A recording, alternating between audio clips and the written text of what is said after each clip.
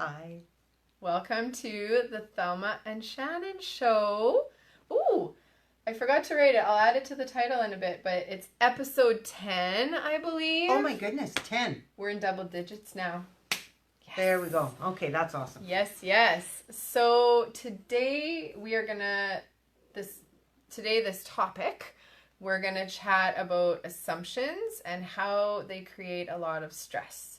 Because people, I know I didn't used to realize where my stress was coming from. Like, I knew I was always stressed. Right. But I didn't know where it was coming from until I learned. And then once I learned, it's almost like you get less, you have the opportunity to get less stressed because you understand where it's coming from.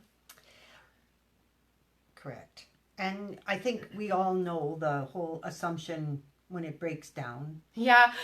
I learned that in grade 6. I know. And you were listening. That's good. I think your grade 6 teacher is going to say, thank you. Yes. I'm glad Shannon was listening. Because that may have been one of the main things that I remember from what I learned in grade 6. That and the Mayans. Okay. I was obsessed with the Mayan culture. But let's say it. Because when you make an assumption, you make an ass out of you and me. So, I think so many really good speakers and programs are coming up with that we can all look at the same thing and everyone have a different opinion of what it is. Yes. And if I assume, react differently. Yeah.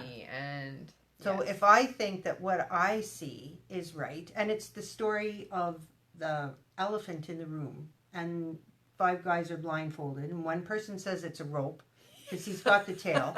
Somebody else says, well, no, it's a wall because he's feeling the side of an elephant. Yeah. And someone says it's a pipe because they've got the trunk.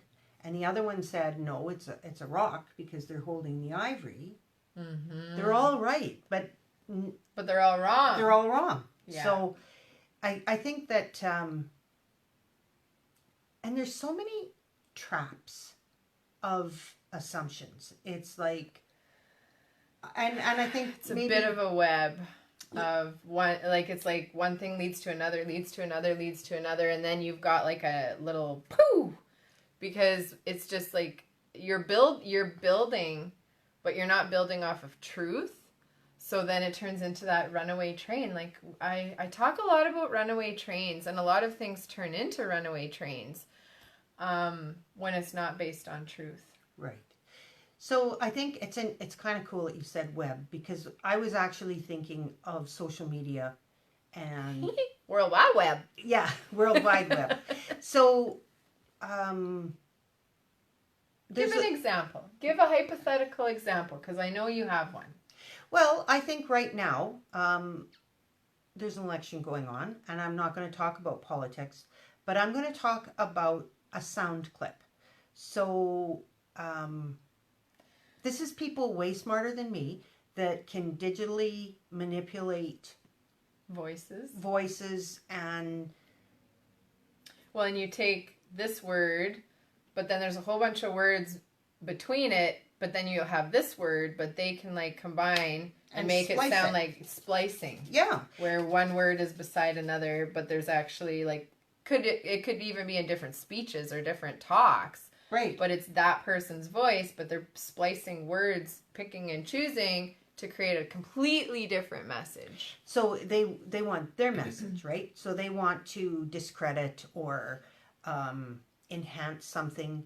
And so we make assumptions about what that is. And that wasn't even real information. Mm-hmm. Or if we see something or post something and somebody doesn't reply, or like a text message. Message. And someone doesn't reply right away, or, then you're assuming like, well, where are they? What's going on? Do they not like what I have to say? Well, okay, I'm going to use an example. In Winnipeg today, there's a vicious, violent thunderstorm. And I was coming here. Crazy! And I got stuck on a train. So Behind a train. Not on a train. And it was not a runaway train. It was probably the slowest train I've ever seen in a very long time. But I was on the perimeter highway, stopped in traffic, because of a train. So I texted Shannon and I said, I'm in a traffic situation. But I'm okay. But I'm okay. Oh my God, were you in an accident? Because I'm like, what traffic situation? Like, traffic situation. Like, that's what was going through my head. I'm like, okay, well, the only traffic situation I could think of is either she's in an accident or she saw an accident. That was the only assumptions I could get from the information that you had given me. So if I had been unable to respond again for another 15 minutes, like if you wouldn't have responded again for a while, I would have been like, she is in an accident. It's so bad. They're waiting for the cops or ambulance. Wait, it's probably the ambulance. Yes. So that's the runaway train we get on. And here she was just stopped at a train, but my mind could have gone in a runaway train situation of assumptions. Yes. Which then would have stressed me out, which is that's the whole point of our chat today. I know. So it was quite a storm, and so anyways, we stopped at the train and I got here and I'm safe. I wasn't in an accident, but it just is so often that sort of situation comes up, and through our work, I think, in our talking in life, I've come to realize, for instance, if I text Shannon, I have a really good idea. I get excited. You want a damn reply. Hello. So away. I've sent her information on the solar eclipse, and she doesn't answer. And now there's several ways this could go. Yes. Well, as I say, it's like, which train are you gonna pick, right? You could think this thought or this thought or this thought or this thought, all relevant assumptions as to why I'm not replying. Yeah. Some of them lead to truth. Some of them lead to runaway trains. Yeah. And that's a great example. So one of the runaway trains is, well, maybe she's mad at me. Mm-hmm. Maybe, well, why isn't she talking to me? Or she doesn't like my idea and she's not replying. It must really suck. It must be a bad idea. Oh, why did I even send it to her? I'm a loser. Or, again, she's mad at me. Or I can say, Thelma, Shannon has 2 kids. She has a very busy life, and maybe she just can't answer right now. And that's more than likely the truth. And if you can come to that conclusion quickly, I don't worry about, was it something I said, or, Because then that's where the mind's webbing. Hamsters. Hamsters on a wheel. They just Then it kind of gets fired up because it's like, well, why is she mad at me? And then you run off on this runaway train of this tangent of like, well, what did I do? What did I say? And then you're like psychoanalyzing everything since we saw each other last, trying to figure out, well, she must be mad. Why isn't she replying? Well, maybe she's mad because of this. Maybe she's mad because of this. And then you've ruined your day. Because you're really knotted up. You do. And so the hypothetical possibilities of what it could be. And Shannon says, oh, yeah, you know what? I was here and my phone died and I wasn't able to charge it till I got home. Yeah. Oh, so I just spend all day in literal turmoil. In hypothetical assumption land. Yeah. It's not a good land to be in. No. So I guess what I want to talk about is how do we, first of all, we recognize it, and then second of all, how do we deal with it? Yeah. That's important because there's a coping, and then there's a dealing. So we can talk about all of that. We can talk about the whole. Well, I'll pass you those cards. Well, the first thing is awareness, where we have to realize that the hamster wheel, we've got to first see that hamster wheel happening within ourselves. Or often, the irony of life is usually we'll see something happening in someone else and be like, holy. They should really fix that. Yeah. It's like, why can't we just see it in ourselves before we start noticing it in other people and be like, oh my God, did you know that, I totally noticed this person, going off on a tangent? But then it's like you have to see it somewhere. You have Right. to see it in someone usually before you can see it in Yes, yourself. true. So you notice that someone is really like off on I'm a going to train. interrupt. Okay, yeah. I'm just going to interrupt. When Shannon sees it in me, she gets this funny little look on her face and a little smile like, oh, okay. And we had a conversation this morning about something she saw in me, but thought, yeah, I'm just don't think she's quite ready to say that. So Yes. quite often it is a gift when you see it in someone and you are able to say, I think I do that too. That's right. Yeah. Exactly. So and also like it's not about bringing it up to that person what you're noticing and I waited a few months before I felt Thelma was ready to hear what I had noticed in her, and you were totally ready. I was. It might time. not have. It was. I didn't feel that you were ready before, but that's not about. It's not what we're not saying like if you notice something in someone, tell them right away. No. It's like no, just notice it, but then always ask, well, what about me? Like, do I do that too? Like, how do I have that pattern? Do I do that as well? Yeah. Because then you're self-reflecting a little bit, and then Yeah. you're helping yourself Yeah. understand something better. So that's the first step, is like becoming aware, even if it's in someone else, but becoming aware of a pattern or a way of being that's causing stress, right? Like you see someone else stressed and you can kind of understand why they're stressed, but then ask yourself, well, do I get stressed about that too? Do I do that stressful thing as well? Mm-hmm. And then once you do realize that, oh my gosh, I make tons of assumptions and I am like always like taking something. So there's kind of a saying with this, like stress is caused when you take meaning from a circumstance. So a circumstance is just a thing. So like you being behind a train, that's a thing. Mm-hmm. But then when you take meaning from that circumstance and it's not truth, right, that's when these assumptions and the runaway train starts happening. So for me, I did make an assumption, or I did think, well, what does traffic situation mean? So the traffic situation was the circumstance, but then in my mind, I was like, well, she says she's okay. Thank God you said you're okay.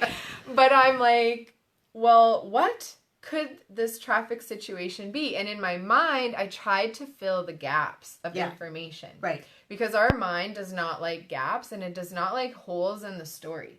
Our mind is always trying to fill the holes in the story. That's where assumptions come from. They're just trying to fill the holes in the story of the picture that is presented, like that the circumstances. Well, and most of the time, when we speak, either on the phone or on the text, and I was in park, by the way. I wasn't driving. Yeah. I was not texting and driving. But, like, you just give bare minimum of information. Just, even when you... It's like running late, be there right away. Yeah. Like you're not going to go into a big song and dance about why you're late. You were being kind to let me know that you were running late. Right. But then I was making assumptions as, well, why? Like I have gaps in the story. Well, and too, like I said, it was truly not the best day to be out. And the weather was it was raining buckets for like an hour or more. Like it was ridiculous, like crazy. So when I got here, I said, well, I was coming hell or high water. So I had the high water. That's right. So lightning, it was, the traffic lights actually went out. Well, I'm not surprised. Yeah, the power was going on and off here. So yes. We needed to be here today to talk about this, but it's just perhaps a superficial, like that's... Well, we're using a generic example kind of thing. But quite often it's either at a work situation or interpersonal relationships. Or, volunteers, where most of what we've done in the past with our kids, and you're right in the midst of it, that's all volunteer. So a lot of times we don't have all the information, and we want to fill it. Yes. So it leads to a lot of stress. And I think that for myself, one of the things is asking for information. Yeah, and I probably annoy the people that I'm on boards with because I ask so many questions, or like people that are giving information.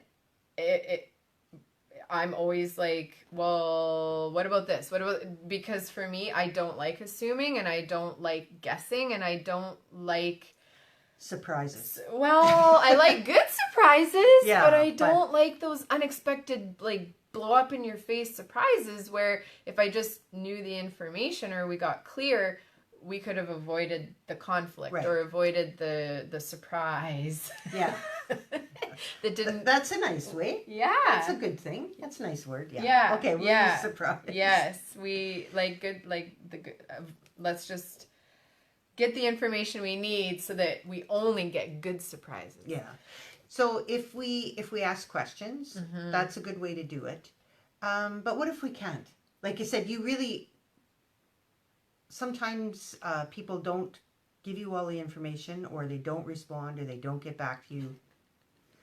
And you really don't know what the hell's going on. That's right. Yes. And so it's funny because if I have a good idea, I want to share it right away. And you want someone to reply back right away, because it's not even that you want to share it. It's like, I want to share it and I want someone to give me feedback, or I want someone to acknowledge, like I'm looking for that interaction back. Well, I think that's how extroverts communicate. We problem solve, we create by bouncing things back and forth. Yeah. I don't just jump, like, send it out into space and be like, okay. Yeah. Right? No. But also, I understand introverts don't do that. They process all that inside. They don't need the whole bouncing back. And I think, what is... So when you add in... Because when you're one way and not the other way, it's hard to understand what the other way... Well, because we both married introverts. Right. Not extreme, but they're definitely more introverted than we are, but thank goodness, because two extroverts would have just been crazy. But as an example, like, I will say something to Ty, and he's thinking, he's processing, and he's silent. And I'm like, did you hear me? Do you not like the idea? Like, what's going on? And he's like, well, I'm thinking about what to say back to you. Because of what you... Yeah, and I'm like, well, just acknowledge, right? So, just acknowledge. But not everyone is an external extrovert that needs that coming back, right? Yes. Yeah. And so it's just, but then again, it's like, then you get stressed because the introvert isn't replying because their way of processing isn't external, it's internal. Right. And so it's just, you could be stressed when people aren't responding or reacting in the way that you want them to, or that you would for them. Right. And it's just like... Well, this is taking us on a little runaway train that I didn't see coming. Yes, it's so true. So basically, we can get stressed about any circumstance at all, depending on how we're wired, and depending on what our needs are, and depending on what we, like, how we take in the world around us. So I'm going to give another example. Like, I'm a lot calmer than I used to be, but I've been known to be quite high-strung. I know. It's hard to believe. Yeah, I know, right? So... But, like, I'm more high-strung, more vocal, more, like definitely out there, like, extroverted. But Ty is more quiet, laid back, peaceful, but he's an internalizer. I'm an externalizer, he's an internalizer. But what I started to notice in my years of being very stressed all the time with everything is that me and Ty were living the same life. Like, when, like, You were experiencing the same event. yes, like, Yeah. we were experiencing the same things together. Like, not everything, but, like, the things we were both, that we were doing together, we were experiencing that together. He would react in one way, and I would react in another way. And it's no frickin' wonder I was stressed all the time.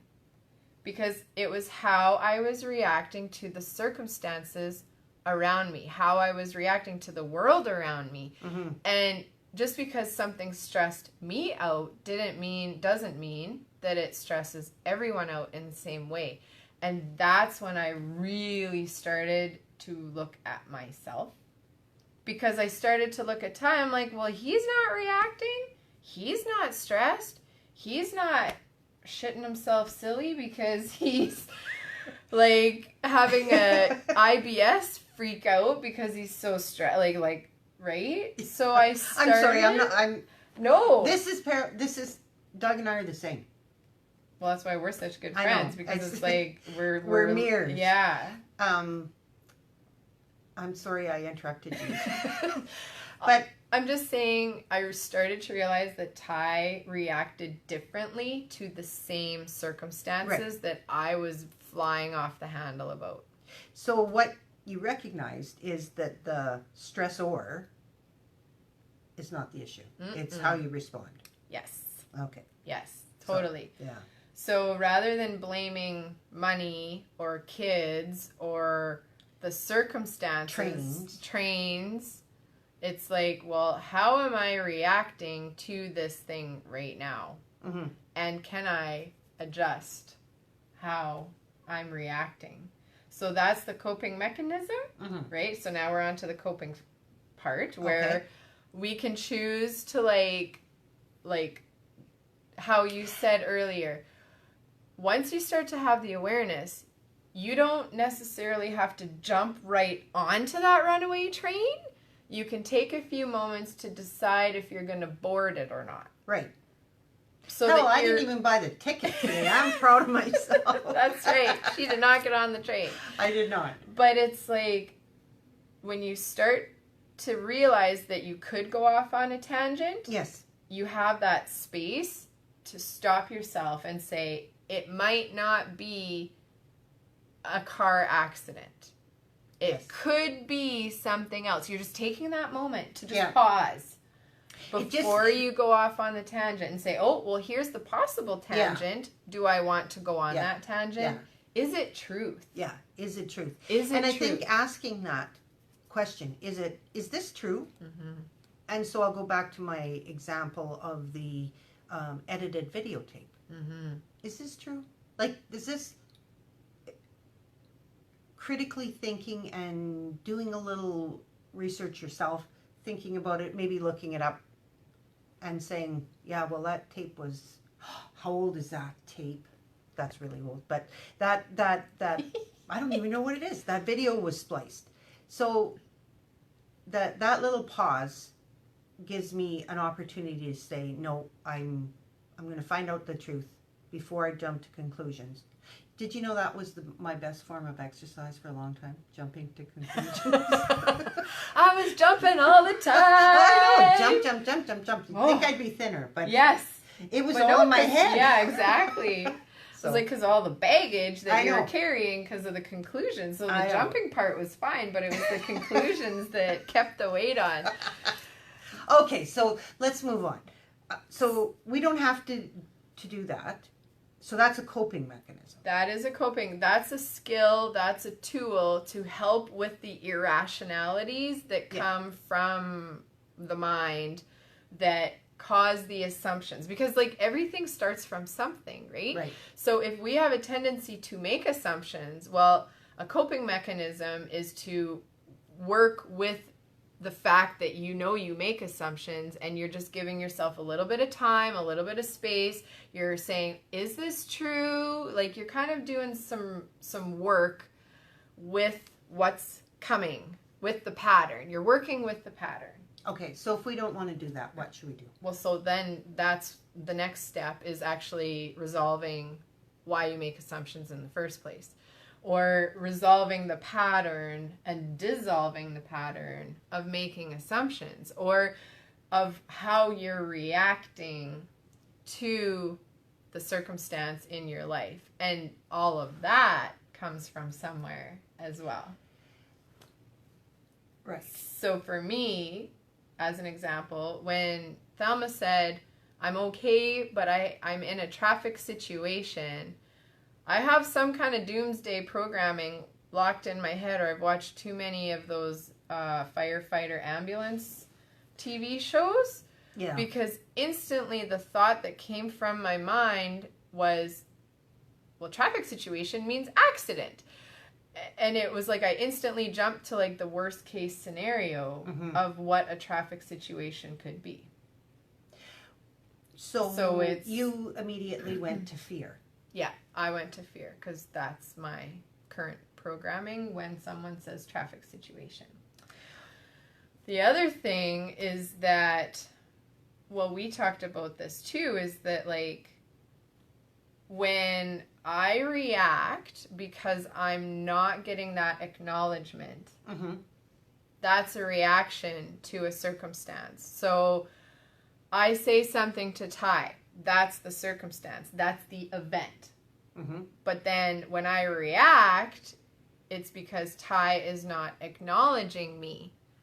But he doesn't react in the same way if he has the same event, but I don't acknowledge him. He doesn't react the same way. So we've talked about this, and for me, I just realized it's like, well, I have a program of feeling rejected way back in here somewhere. And so whenever I feel like I'm not being acknowledged, or that I'm not being heard, or that there's some rejection in there, I have a reaction. I get stressed. I get upset. I kind of get crusty because it's like, will you just acknowledge me? Yeah. Ah! Yeah. But when you look deeper at that, it's like, well, not everyone needs that acknowledgement, though. No. Like, what about me needs that acknowledgement? And I just realized, because when you ask a question, you get an answer. That's right. For me, it's my program of rejection that I haven't fully dissolved yet. Because rejected people need acknowledgement, or True. they feel rejected. True. Rejection's huge, and it's painful and I think the thing about the patterns, and the word that I want to put with it, is that's in your subconscious. Yeah. So behind what we're behind aware the of. scenes. So we think we're running our life. We think that we're in charge. But if we are unaware, we have a lot of programs that actually override what we know to be good, and what our best intentions are, how we actually our subconscious programming overrides our conscious efforts, our conscious knowledge of best practice. It overrides our ability to be the person that we know we want to be and that we desire to be, because the subconscious doesn't really give two shits about what the conscious wants or thinks. Because if that subconscious is there and it's it's coming from fear, or it's coming from a lower, a less evolved perspective. Right. It will find a way to override your best intentions consciously. It does. Oh, I know. And I think that it's actually one runaway train that I want to be on, because once you see, oh, that isn't even really what I wanted to do. I let something else take over and run with it. Like, say, I consciously decided I'm not eating chocolate, and then all I see are ads for chocolate, everywhere. And then someone brings you chocolates. Yeah, and it's like, and so it's an internal conflict when you're battling conscious and subconscious. So, or your part of your mind is like, I really want chocolate. And another part of your mind's like, no, I'm not going to eat chocolate today. No, I don't want it. I don't want the sugar. I don't want whatever. But this other part is like, I really want chocolate. And then it even makes your belly want chocolate, and it makes you hungry for chocolate, and your taste buds. Next thing you know, you're in the driveway going to the store to get chocolate. So, because it overrides the conscious. So when the conscious, when your thinking self is not in alignment with your programming self, that's when you're in conflict with yourself. And then when you're in conflict with yourself, that's very stressful. A lot of stress also and gets that, caused I think, from there. My understanding is that's where anxiety comes from. Yes. That's where, if you're struggling, like myself, with depression, that internal battle. Mm-hmm. I call it the war within. The war within. Yeah. I'm probably going to write a book about that someday, because, like, my whole life has been this war of consciously knowing how I want to be and the life I want to have and the things I want to do and what I want to achieve. And it's been at battle with the mean voice, the false self, like the dark side, the shadow side, like all of this invisible, intangible, but yet very real. Subconscious, energetic, emotional stuff. And it has felt like a war, and it has felt like I've been battling not anyone out here. Oh no, there's no battles out here. But the battles have all been within myself. Internal. Which then causes external battles with the people in my life. Not Thelma, though, because she gets me. But because I think, and you're maybe too old for this, but Fred Flintstone used to have a devil and an angel on his shoulder.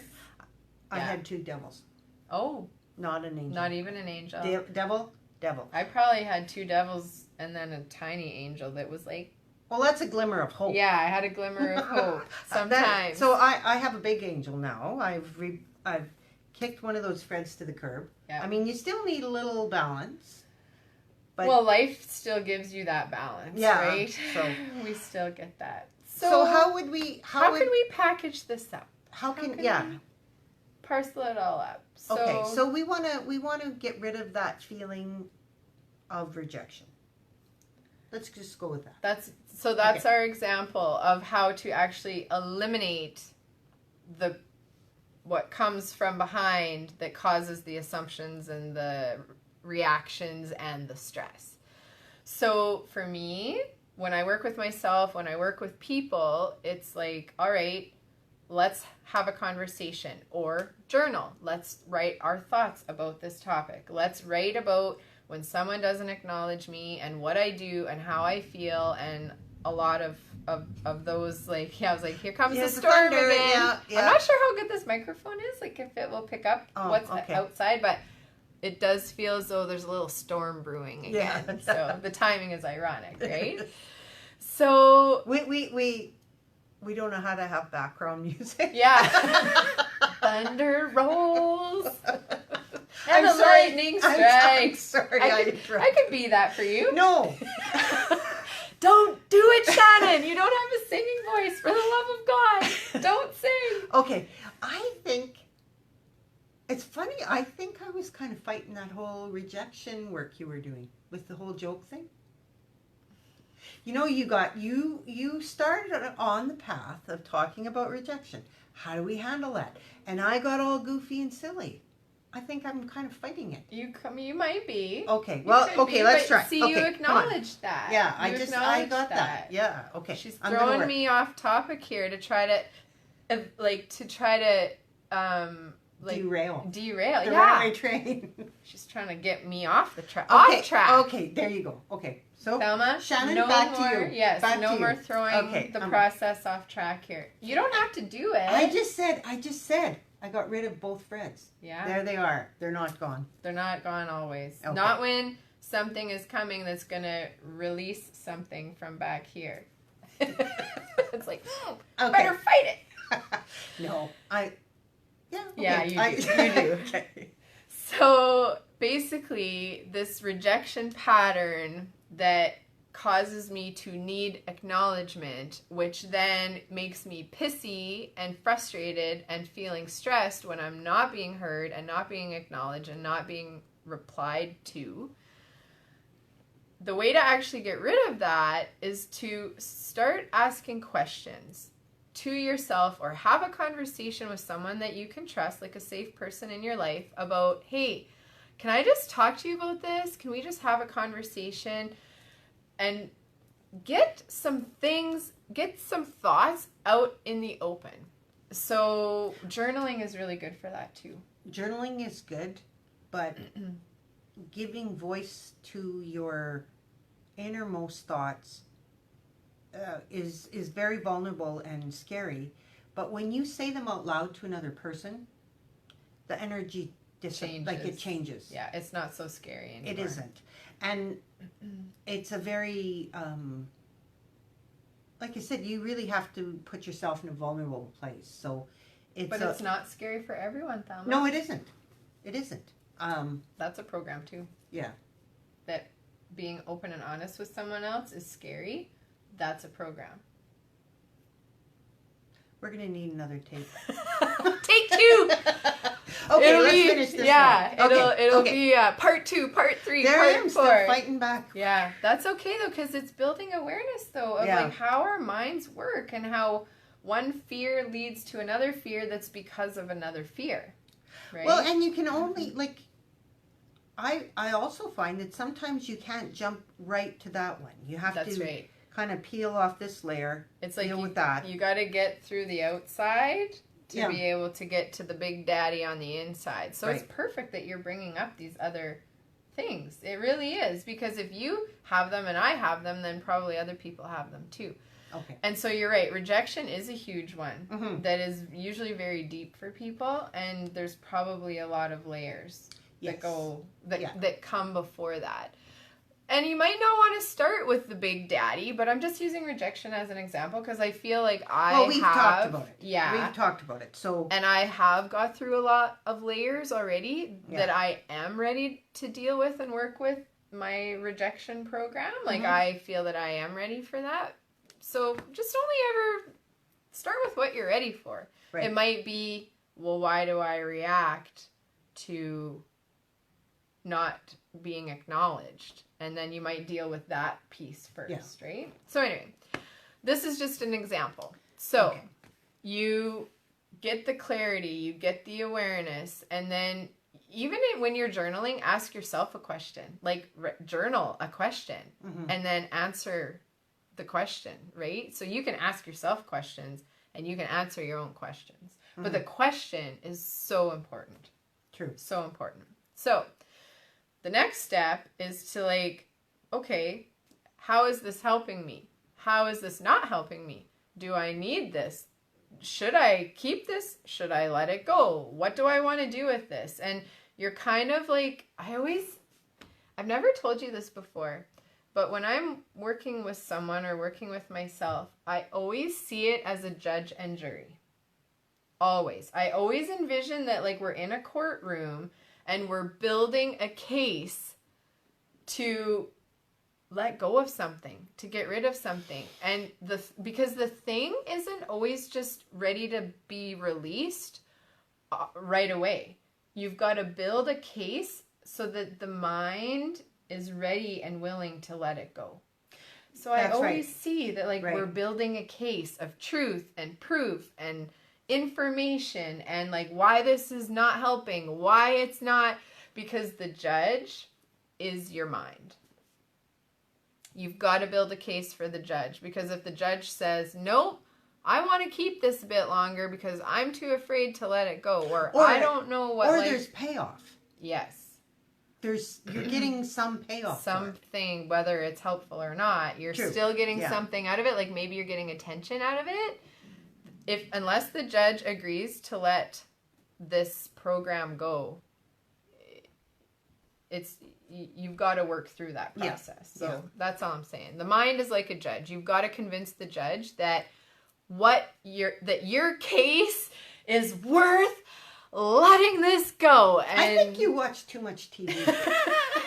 I did used to watch a lot of Law and Order. Okay. And Night Court. Night Court was yeah. my favorite as a Judge kid. Harry. I love Judge Harry. Yes, it was hilarious. Yeah. There were a bunch Okay, of back goofballs. to where we Anyway, were. I'm dating Okay, myself, but that's okay. Yeah. Google Night Court. It's from like the 70s or 80s or something. So you're building a case so that the judge within your mind will be willing to let this program go. Because for a lot of us, these programs have been running for life, like through a lot of ancestors and a lot of people in our family, and even through our own life for a very long time. Then you feel that, yeah, I'm ready to let this go. It's not serving me. It's not helping me. It's time. I'm done with it. I'm done. I'm done. I'm done. That's a big. Yeah. That's like putting. Not that's like what is that? Yeah. Nailing, like hammering the case. Case closed. Case I'm closed. done. Okay, I'm done. It's not like maybe I should really think about letting this go. Yeah. It's I'm done. Yeah. Yeah. So when Time you get to move on. That's right. When you get to that point, you know it's like I'm done with spazzing out because someone doesn't acknowledge me within 30 seconds. Yeah. I'm done. So then you imagine Okay. and use your imagination, or Like right now. no, Okay. hypothetically speaking, Sorry. whenever you're ready. Maybe you are being bad. You're very mischievous right now. Okay. It's because her inner self is actually rejecting this right now and doesn't want to know this because her inner self, her judge isn't ready to let it go yet, and her judge doesn't even want to hear the case. That's why. That's why, Thelma. Okay. It's okay. That's fine. Yeah. It's okay. It's my judge. That it is your judge. I'm just going to tell your judge that I'm not forcing anything. Okay. I'm just educating people. Okay. Okay. You don't have to do anything. Okay. Okay. I'll just be quiet. Yeah. Well, it's good because now people are seeing the resistance. Thelma is showing what the resistance looks like. This is awesome.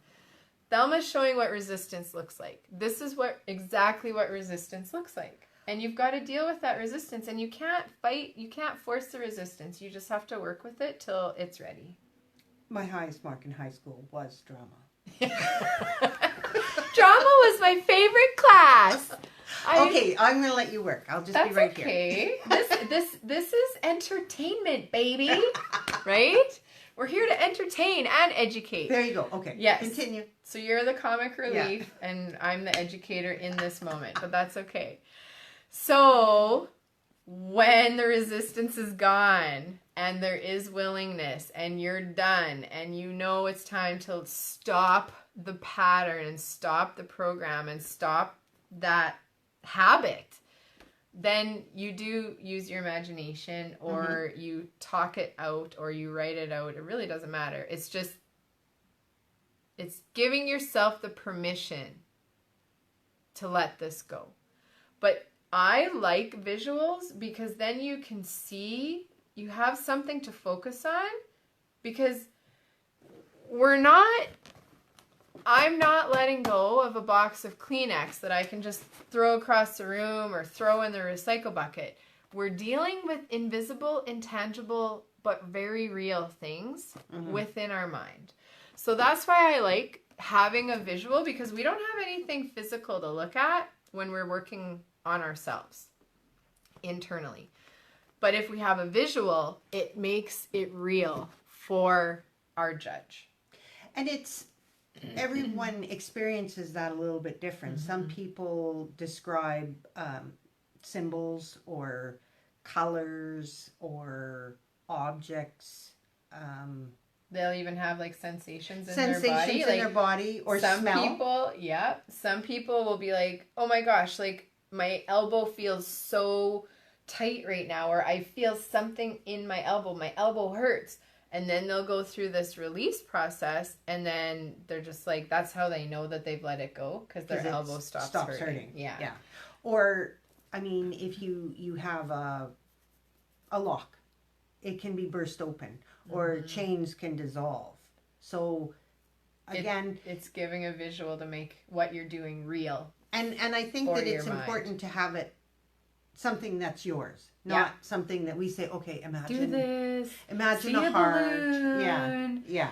Set it free. Yeah. No, it's something different for everyone. I'm just providing the guidelines. And Thelma is a seasoned veteran of my techniques and the process that I do.